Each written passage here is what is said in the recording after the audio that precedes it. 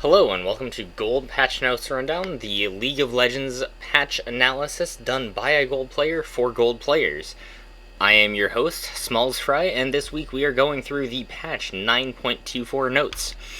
This is in the middle of preseason. I do know that there have been some changes, they actually mentioned that here. I've skimmed over these. I haven't looked into them in depth, but I do know that there are two major changes in this one that we will go a little bit more in depth than most of the others, but for the most part this should be a very quick and dirty rundown. So let's get into it. First, Aphelios, or Aphelios, I'm not sure exactly how he's supposed to be pronounced. We'll have to check their champion spotlight on that, but Aphelios is coming out this patch. He is an ADC who has basically 5 abilities that he kind of rotates through, or 5 auto attack types, and those affect his abilities. And it's weird. He has basically 20 different variants of the same 2 abilities, or rather, he has 20 different variants of one ability and then 5 variants of his ult. He has only the 2 abilities basically.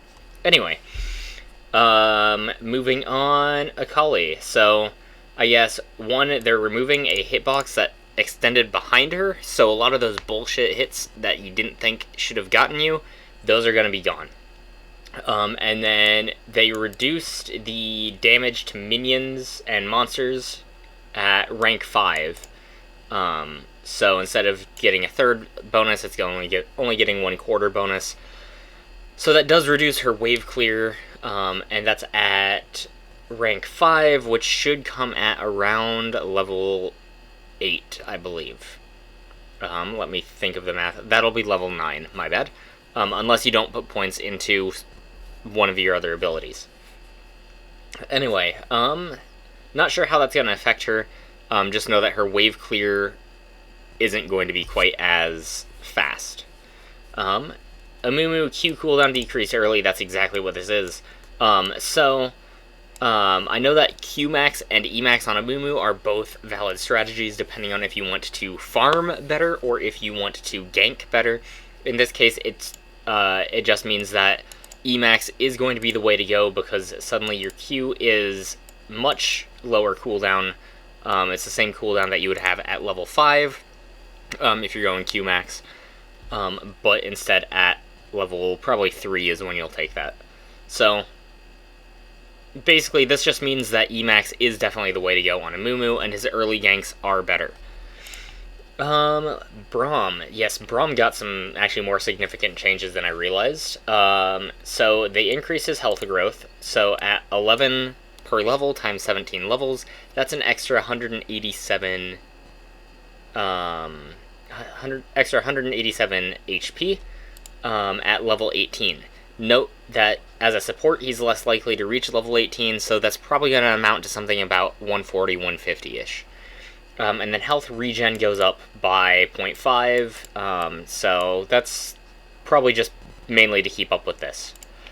His W, so that's his jump to an ally. They reduced the cooldown at 2 seconds by 2 seconds at all ranks. They reduced the cost significantly. Let's see. They flattened the resistances given to allies, though. So it's stronger early, stronger, and then weaker late. Now, I want to note that this is the last thing that Braum maxes, if I recall correctly, which does mean that this isn't going to really be effective until he starts hitting levels 15, 17, 18 kind of deals. And then here, let's see, resistances to self, much stronger. So this actually affects him starting at level 3, probably, is when he takes it, if I recall correctly. Actually, with that plus 36%, that's massive, and it means that he can jump onto himself, and he can tank towers much more effectively. Plus 36% bonus resistances. If he builds a lot of that, that does mean that he's going to get possibly upwards of an additional 30, 40, 50, depending on if he's stacking armor or something like that. or even more. So keep that in mind, that if he uses his W, he gets much tankier than he did before because of that number. And then his ult. Yeah, his ult changed a little bit. So they increased the scaling by plus 50 per level. And then the knock-up now changes so that it is, at all ranks, the knock-up is longer for the, let's see, based on distance for the very first target hit on the Fisher. So, first target hit, which I don't know if that will include minions or if that's just champions. They may need to clarify that.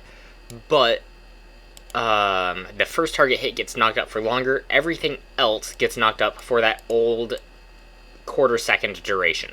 I could have sworn that it was longer than that, but so basically, you definitely need your tank at the front to soak up that knock-up. If he is standing right next to an ADC, that is a massive CC. So, something to keep in mind. Oh, that's what that means, actually. Based on distance from Braum. Okay. So, the duration of the knock-up is based on how far you are. So, if you're closer to Braum, you're knocked up for less. If you're farther, you're knocked up for that extra half second. Okay, moving on to Diana. This is one of the big ones that I definitely wanted to look into. So, yeah, she gets some VFX updates. Her stats go up. Let's see, mana goes up by basically 50. Mana growth goes up by 25, so times 17 does mean that she's going to end up with 85 extra mana, which should be about an ability cast and a half. We'll look at some values because those have changed. And then her AD, her base AD goes up by 4, so that does mean that she is going to last hit slightly better, especially at early levels. Okay, so her passive is one of the things that they changed. So she now gains some attack speed innately. So this is actually an older passive of hers, if I recall correctly, where she used to gain that just by existing. She would gain some extra attack speed. And then if she casts an ability, that now triples. So it will go from 30 to 120, which is higher late game than it was previously. Keep that in mind. And then her damage is on her passive now, let's see, there we go, that's what we're looking for. So from 20 to 250 plus 0.08, now the AP ratio is all that changed. It's now 2.4. From 0.8 to 0.4. And it does not restore mana. Keep that in mind. So, basically, her AP scaling is lower. The per level scaling is the same. So it just means that she's not going to hit quite as hard, but she's mainly, the big benefit of her passive is going to be this for pushing. Crescent Strike, they just dropped the cost down by 5. That's it. W, so this is the 3 orbs that when it shields her, and when all 3 pop, it also increases the shield strength by its original value. So, cooldown goes from 10 seconds to, okay, so it's hard nerfed early, like that's a severe early nerf. And then late, it's basically what it was before. The base shield, let's see, base shield got dropped by 10 at all levels, so the total shield got dropped by 20 at all levels. The damage on the orbs got dropped from 0.2 to 0.15 each, so that dropped her AP ratio, but the shield now has a 0.1 bonus HP ratio as well. So the main takeaway from this is, 1, she's less safe in lane because of it, and 2, her that bonus HP ratio does try to push people towards more of a bruiser style, away from an assassin. Also note, this means stacking AP isn't quite as effective. So, this makes AP Bruiser Diana more effective. So I know that when Silas came out and they said he's an AP Bruiser, people were going, what about Diana? At the time, she was an assassin. She still kind of is up until now, and we'll look at her other ratios and discuss those. But in general, I think this may need to get buffed. We'll have to see. She is more of a mid to late game champion, if I recall correctly, so losing early is standard, but going from 10 to 15 seconds, that is a heavy, heavy nerf. So I wouldn't be surprised if they dropped this to, let's see, to 13, and then do -1 second at each rank, rather than 15 minus 1.5. Her E, so this is the big thing, is her E and R got swapped. So one, the cooldown is slightly reduced basically at all points. Let's see, the cost, English today. The cost is reduced pretty significantly, actually. I don't know when she'd max this. I haven't looked at if you'd still do a Q max or if you would do an E max or something like that. So this may end up being higher early just because you'll hit that before you hit this, if you do an E max. Otherwise, this is a decent buff. However, the base damage got nerfed a lot, which makes sense. It's going from an ultimate level ability to a basic ability. So early, the damage is nerfed a lot, but it doubles after putting 2 additional points, and it's triple its original value at 5 points. Let's see, and they dropped the AP ratio. Again, makes sense. It's going from an ultimate ability to a basic ability. Now, what this definitely means that, one, her ability to all-in somebody at level 3 is much better than it was before. I may be wrong on that. Actually, I've got a friend who's played a bit. But her ability to all-in now doesn't have to wait till 6. She can now go in at 3.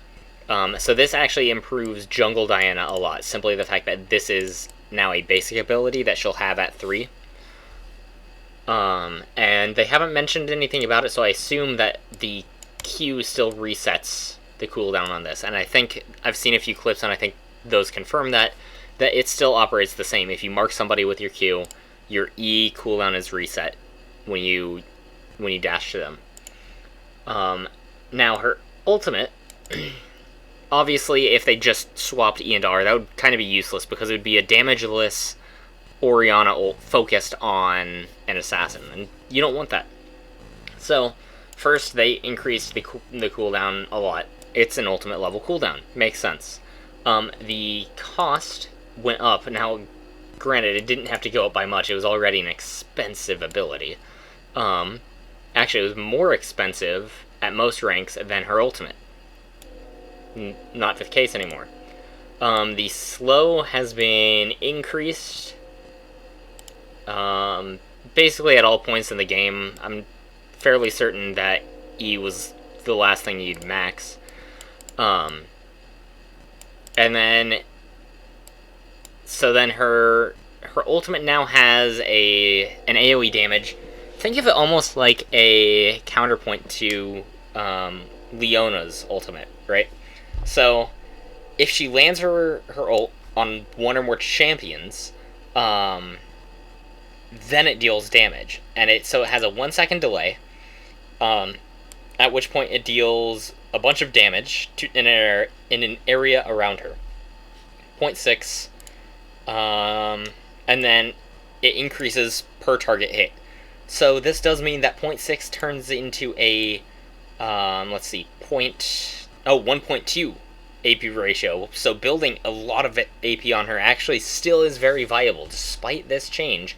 Looks like I'm wrong revealing this. Building a crap ton of AP means if she's at 600 or 700 AP and she lands a 5-man ultimate, that's going to do, say it's 600, just for easy math, that's going to do 720.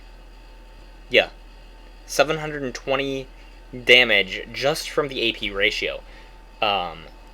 Now, you also have to look at the flat damage. So 235 times 4 is 140, 60 times 4 is 240, 85 times 4 is 340. So it almost, but not quite, doubles the damage dealt. But that's a significant amount of magic damage. Combine that with her Q and her W, both of which are AoE. And I think she's still an assassin, but she's almost an AoE assassin, which makes her even more deadly. We'll have to see how she plays out, see how things get tuned up. This may get changed, this may get changed, who knows what else is going to get changed. She looks strong on PvE from the clips I've seen, but I don't want to make assumptions. Just know that this change allows her to all-in much more easily, actually no, since her E now deals damage, her damage pre-6 is higher than it was before, but she cannot keep you there the same way that she could with her old E.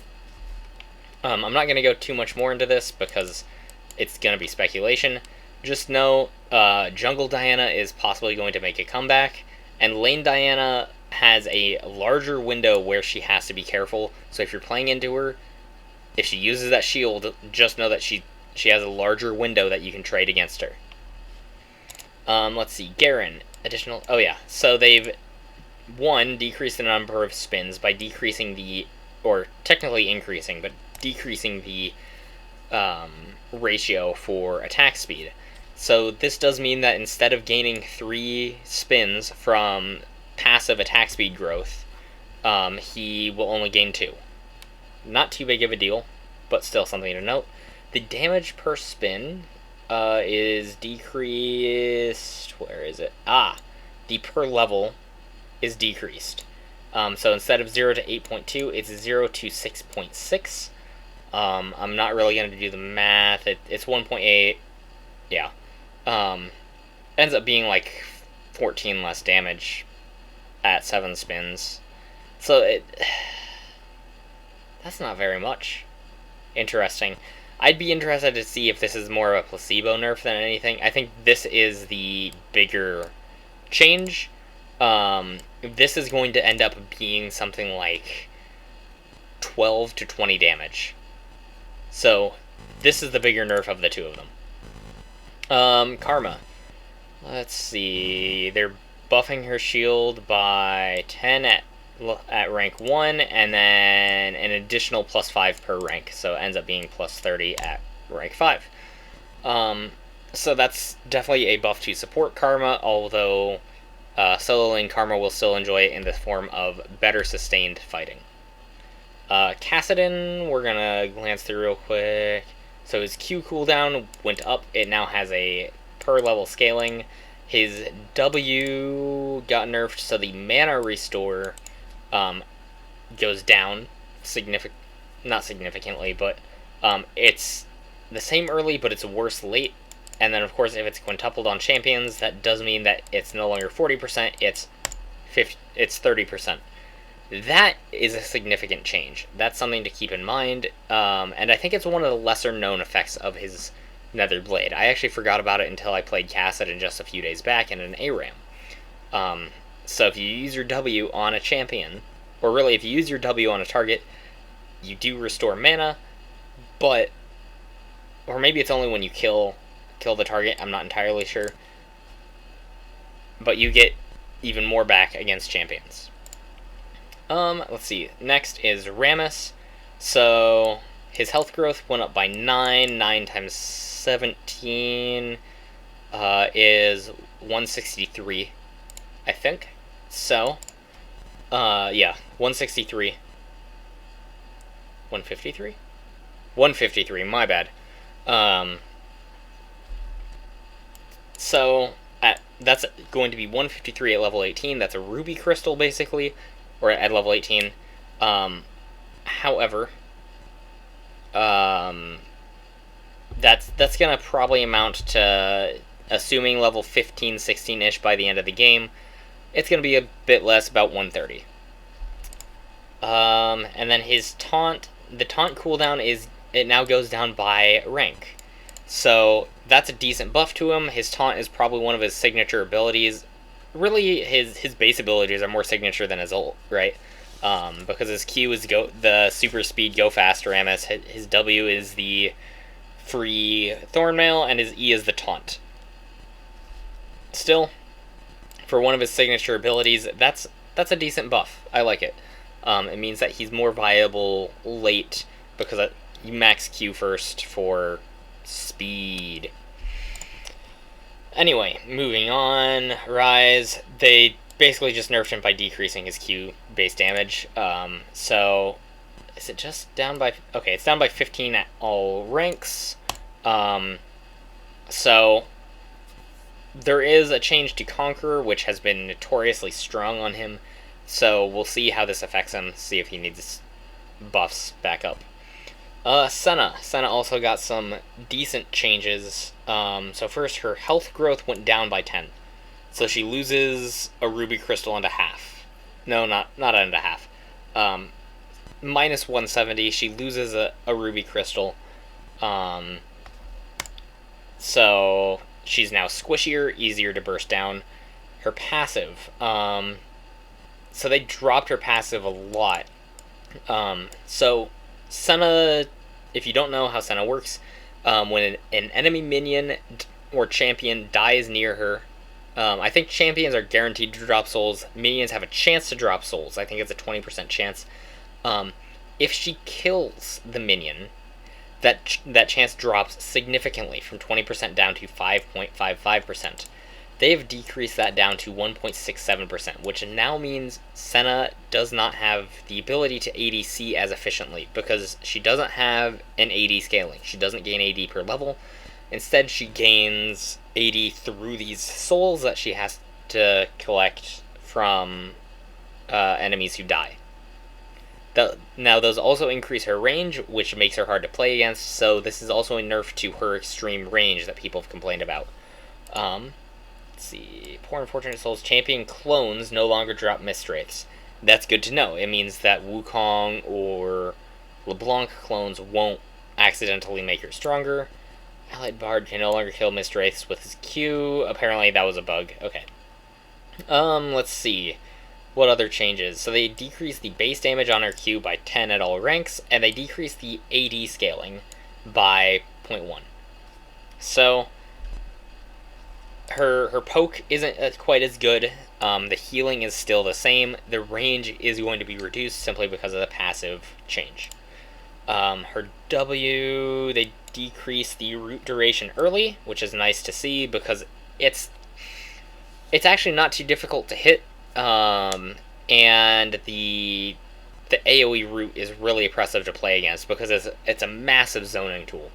So dropping the root duration early, it's not much of a change, but I'll take any changes that I can get against Senna. That's, yeah. Okay, and let's see. So her ult now has, instead of a 0.4 AP ratio, it's a 0.5 AP ratio. Now, this does change her more from AD to AP, just a little bit, which emphasizes support items. And the new support items do give more AP, or there's options for that, so that's something to keep in mind. So unless she's building AP, this isn't much of a big deal. So ED Senna is essentially dead, I think. Right? Because this really kills her ability to scale if she goes as the ADC. And then this helps her prioritize or emphasizes the ability for her to go support items, which generally are more AP heavy than AD heavy. Anyway, so some decent changes. She definitely needed nerfs after her release, and I'm glad to see that she got them, especially something like this where AD Senna isn't as bad, and now we don't have two supports in a lane, but at the same time you still have an ADC. Sivir. So she gets a minor buff, +2 to her AD, easier last hitting at level 1. Okay, Yuumi is the other big change that I was wanting to talk about. So, first, her passive has a new effect that she restores mana when she autos somebody. That does have a cooldown on it, but it's not so bad. And the shield went up by quite a lot. Holy cow. So it went up from 50 to 300 to 60 to 400. So basically she blocks an auto attack at all points of the game. Now remember that when she's attached to somebody, they get that shield. So if she shields herself, she gets that. I think it also increases her range when she has her passive up. I can't quite remember. Oh yeah, and I do like someone brought this up in a Discord server. She was considered weak because she was choosing the wrong rune. So take Aerie instead of Comet, and she is a much better, much stronger champion. Because Aerie affects her heals as well as her poke. Just keep that in mind. Anyway, next, her Q, the cost went up by 10 because it is actually a fairly impressive poke ability, but the damage ratio went down. And the empowered damage also went down by a lot, so that's if it's airborne for 1 second or longer. And the missile duration is much shorter, so she doesn't have as much time to actually hit somebody with it.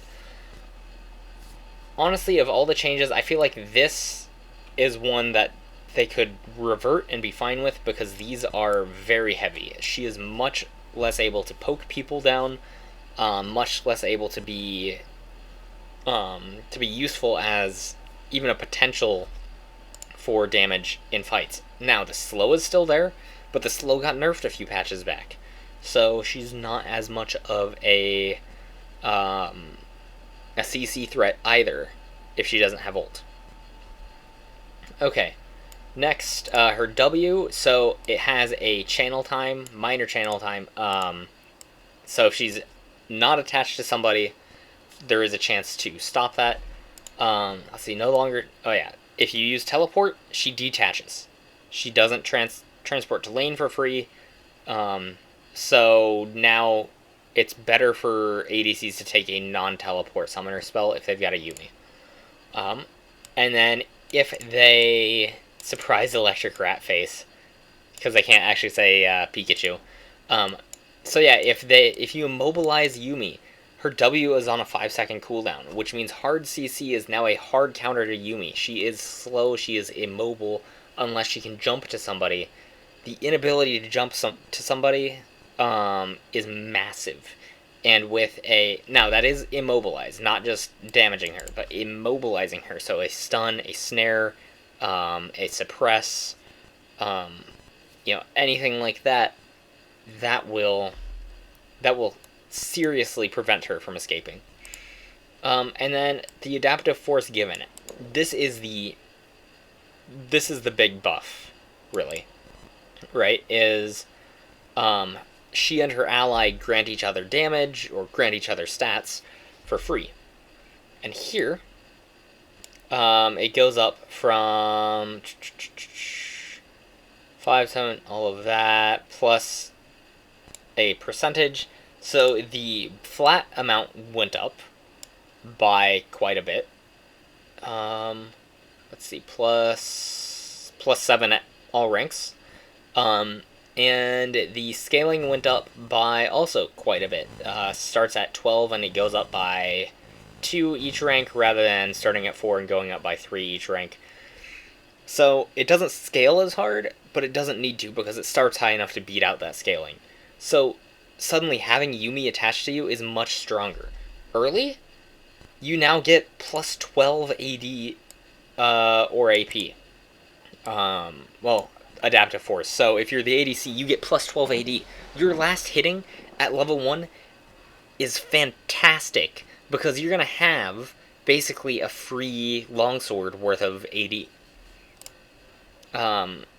Your ability to fight and 1v1, it's going to be so much better. I shouldn't say 1v1, 1v2. It's going to be harder because, yeah, all the focus is on you, but at the same time, the ability for you to deal extra damage helps a lot. And then next I wanted to note, let's see. Oh yeah, her E now also gives attack speed. Remember Sivir Yuumi when they first came out? It's going to be even more disgusting with this. Really, any ADC is going to absolutely love the extra attack speed. So this is an excellent support buff. However, it doesn't stock charges, so she can't use 2 charges. And instead, there we go. They brought the cooldown down by 6 seconds at all ranks. So not quite the same as having a single, or having 2 charges that you can use quickly, but it does help a lot. Next, I do want to note with the healing, so her healing doesn't increase based on the target's missing health, so when she's attached to somebody, if they're low health, it doesn't give more healing, but the healing got buffed so hard, it's not even funny, right? It goes from 30 to 70, plus 0.1 AP, to 70 to 230, and they tripled the AP ratio. They tripled the late healing, and they tripled the AP ratio. This is an insane buff, right? Having a Yuumi attached to you almost guarantees that you can still 1v2. Almost. This doesn't matter when you're being healed for triple what it used to be. Or rather, sorry, this doesn't matter, right? Instead of her healing 2 or 3 times, she now just has to heal once. Now, the mana cost also got increased by an insane amount, but note that it's tripled early, but barely more than doubled late, but the healing more than tripled late. So, this becomes more and more efficient compared to the old ability than it was before. Movement speed, though, the movement speed instead of plus 25% is now plus 15%, and it doesn't decay, but it lasts longer. So it's roughly the same benefit, but you now get attack speed the whole time. The healing is higher. Honestly, this is a huge buff to her E. Getting rid of the charges and making it a one-time cast kind of deal, I would not be surprised to see something like, a nerf to this, or a nerf to this, maybe a nerf here. Yuumi just got massively buffed from this, but now she has more counterplay against that buff. If you can immobilize her, you don't have to worry about her jumping away and getting away for free. Keep her stunned, keep her suppressed, space it out, right? Don't layer it all at once, because you don't need to. Unless she has flash up, which Yuumi rarely takes flash. Something may change with this patch, but Yuumi rarely takes flash, so immobilizing her and stacking it every 4 seconds or so, if you've got you and an ally or something like that, really prevents her from being able to run away. Next, Lux got some VFX updates. Basically, her stuff like her Q, it's easier to see the width of it, so fewer bullcrap Qs. These got changed. Her R, you can now see the width of the R a lot better. It'll have kind of indicators on the side that show the width of it, stuff like that. Yeah, basically she just looks better to play. Not surprising, because it's Lux. Okay, runes. Conquer gets nerfed. This is mainly because of ranged champions using it too well. So the duration of stacks got cut from 8 to 6 seconds. This does mean that you have to be able to stack it quickly. And then the heal. The heal now is, for ranged champions, is basically half of what it was. Note that this healing, it's post-mitigation damage. So if somebody had, I think it was roughly like 93 armor or more, you were already healing for the same or less as pre-rework Conqueror. Which means now this is going to be 1/4 of pre-rework Conqueror. If anybody has, let's just say 100 armor or MR or more. So this is a massive nerf to ranged champions. You won't see it as much as, or you won't really see it on Ryze, you won't see it on Cassiopeia, you won't see it on ADCs constantly like we have been. Instead, it is back to being a melee bruiser rune, which I'm fine with. I like it. Which, fun fact, in that first week after release, Skarner was in the top 5 champions who could use, or top 5 best users of Conqueror. Even better than Ryze and Cassiopeia and all those ADCs. Skarner. Okay, Omnistone. I'm not going to go too into depth because I really didn't look at it too much in the first place. Basically, they changed or improved the buffs you get or something like that. So if you're with enemy or near enemy champions, you don't get predators often. If the enemy or if an enemy near you is low health, you're more likely to get Dark Harvest. If you're building attack speed or AD, you're more likely to get Hail of Blades. If you're, increased chance if you're melee. More likely to get fleet footwork if you're low health and below level 9, because this is a sustain rune. If you have a glacial item off cooldown, okay. More likely to get summon area when you have healing, shielding power, and are a low health ally who's in combat. Okay, so basically they've tuned it more so that you're more likely to get something appropriate for your own champion and class and situation. Personally, I like the changes. I still think the rune's useless. Anyway, these were changes that went out mid-patch, last patch, so I'm just going to run through them real quick.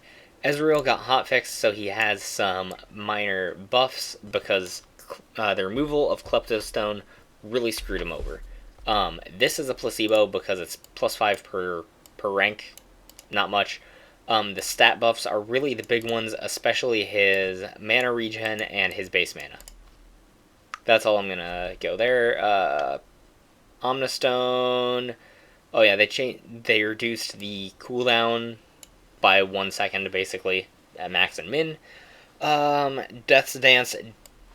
So the bleed from Death's Dance had to be bug fixed because Elder Dragon Soul, or not Elder Dragon, sorry, Infernal Dragon Soul, causes an explosion against enemy champions you damage, but that's only every 3 seconds or so. Death's Dance would cause those explosions to just keep proccing during the duration. Anyway, Sanguine Blade got nerfed because it was too strong on everybody, especially junglers. So they dropped the attack speed and increased the cost. Ocean Drakes. You heal, so the healing from it is lower, and you get less gold from killing the dragon, so it's no longer 100, it's back down to 25, which it was before, I think. Let's see. Elder Dragon, so they had a bug with calculating the Elder Dragon execute. Rift Herald, let's see, the damage for Herald went up because it was very underwhelming, and the damage per level went down. So it's better earlier, worse late. That's all it really is. Plate Gold. Turret plates give less gold each, and they have more resistances per missing plate. So again, if it's a low health, if it's a low health turret, it's going to be harder to take down. Keep that in mind, along with the per champion armor and MR it gets, means you want at most 2 champions to push, otherwise you are significantly decreasing your push abilities. And then last, they just changed the appearance of the Elemental Rift because they were getting a little obnoxious. The red tint from Infernal or the blue tint from Ocean was really overwhelming, and it was a little hard to see past them. Let's see, Poro King. I'm not going to go into this, but it is a fun game mode, although they have made some changes so champions like Skarner aren't OP anymore. ARAM balance changes. Also not really going to go into these. I really wish that they would have done something like this for Twisted Treeline, because, it didn't get any changes since since 2016. Yeah, still salty about that. I'll have some clips from the last day of Twisted Treeline up on my channel eventually. I just need a few more clips from other stuff, but I'll get that out to you guys soon. Okay, runes, also bug fixes, okay. Oh, it's been properly removed from ARAM. Okay, good. So this caused some major confusion recently, end of November-ish. Basically, they're cleaning up the way that they do accounts since they are branching out to other games. So now you will have a Riot Games account, and do different accounts from different regions with the same login, not summoner name, but login. Um, Now have to change their logins. I assume one of them gets to keep the original, but the others will have to switch to something different. I know that Skara got hit by this. I'm pretty sure that Nikki Taylor and a bunch of other big streamers got hit by that. So just keep that in mind that this isn't changing your summoner name. It's just the login, what you use to log into the league client. And then bug fixes, skip that. Skins and chromas. So first, these both look fantastic. This one I really like the look of. I've seen it in game and it looks excellent. My problem is this looks a little too similar to the Hextech crafting skin line. It really does. This one not so much, but this with the crystal spear, crystal bracers, and all of this, it looks just like it would be at home in the Hextech skin line, along with Annie and Kog'Maw and J4. These two look decent. Apparently there is a discount if you buy one and then buy the other. You get a discount on the second one you buy. Nightbringer Lee Sin looks interesting. The face doesn't look like Lee Sin, but that's just me. Here's your, I want to say Patchley, I don't know, monthly gold chroma for one of the skins. Did he have horns? Oh, okay, I guess those are horns. I thought that was a tiara or crown sweeping back, but no, it is. Okay, this one has horns. This one does not. This one's got kind of a crown that sweeps back. Okay. Let's see. Nightbringer. Okay, makes sense for him to get this, and there is his sister. I really like the splash art on this, actually. I really like the dual nature. I want to see his classic splash art, but I don't anticipate that it's going to be too much different concept, that they're going to get both him and his sister together. Anyway, so they're not just doing two matching skin lines. No. They are adding in another entirely new skin line here with Sugar Rush. So they've got Zillion here, they've got Braum here, and then they've got Ziggs and then Evelyn. So Ziggs, Braum, and Evelyn all share the same major splash art. I'm not sure how I feel about this hat on Braum, to be honest. I really am not. And then these eyes just... Actually, no, this might not be a new skin line. I bet, and I'll have to look at this later, but I bet this is going to be in the same line as, like, Lollipoppy. So, good luck getting to sleep after looking at that. And then Hextech Swain. Looks dignified. Looks a little bit like Henry Cavill, playing The Witcher. Anybody who anyone else who sees it, let me know. I really think that looks a little bit like Henry Cavill playing the Witcher in the new Netflix series that's coming out in a week or two. So, it's kind of funny. Alright, chromas. Oh, they're adding a chroma to Dawnbringer Riven, I guess. Nightbringer Yasuo gets a chroma. This... Okay, interesting. Wait, why do they have True Damage Echo listed here? That's from last patch. Don't know why that's here. Okay. Anyway, so I think the green one here, or maybe the green one here, is going to be their League Partner giveaway. Actually, no, there's a lot of green ones this time. So, maybe something else. We'll find out. That looks super confusing. Ew. I do not like that skin. This skin's not so bad. This skin definitely makes I don't know. My first thought is like train conductor, even though I know it's supposed to be a guard. And Evelyn, she's covered up more in this skin than she is in almost any of her others, I think. Maybe Tango Evelyn might be covered more, but interesting. Alright, well, that's the end of the patch notes. This went way longer than I meant to because I spent way too much analyzing Diana and way too much analyzing Yuumi. Diana I used to play, Yuumi I don't play at all, so those are obviously completely accurate analysis. So, with that said, that is the end of the patch 9.24 rundown. Please let me know what you think of the rundown. Give me feedback on video quality, audio quality, editing. What can I do better? Where do you think I went off with the analysis? But don't just take my word for how the analysis went. Why don't you get out there in the Rift and try them out yourself? And I will see you there.